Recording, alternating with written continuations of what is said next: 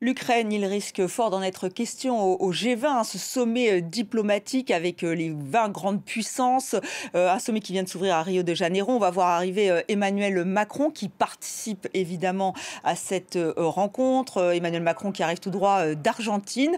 Grand absent mais grand présent dans tous les esprits, ça sera Donald Trump, hein, qui lui aussi effectivement sera bientôt, reparticipera bientôt à ce grand rendez-vous diplomatique. Nous sommes en direct avec notre correspondante Louise Rollet à Rio de Janeiro. Louise, la guerre en Ukraine, je disais, s'invite à cet agenda.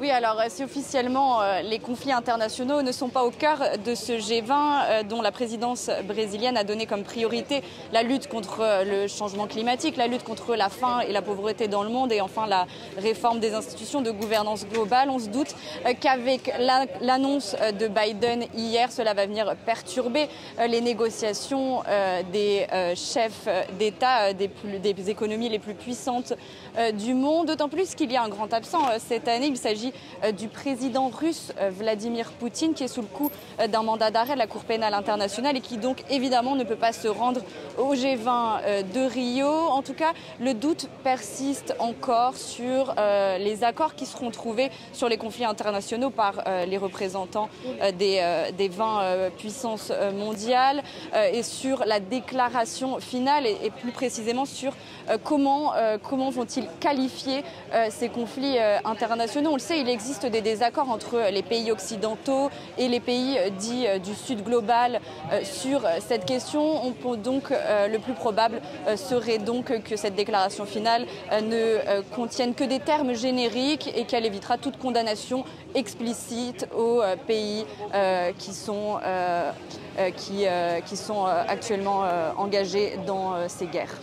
Et effectivement, on va parler de climat. Vous l'avez dit, surtout que le secrétaire général de l'ONU a lancé un appel aux dirigeants du G20. Il compte sur eux pour relancer la COP29 de Bakou qui vraiment n'avance pas vraiment.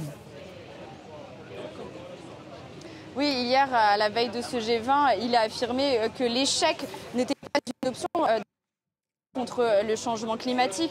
Cette lutte pour l'environnement, pour la protection de l'environnement, c'est une des grandes priorités du président brésilien Lula, qui justement essaye aussi avec ce G20 de relancer les négociations sur le climat. Il veut profiter de ce sommet pour pousser les pays membres à lutter encore plus contre le réchauffement climatique et le changement climatique.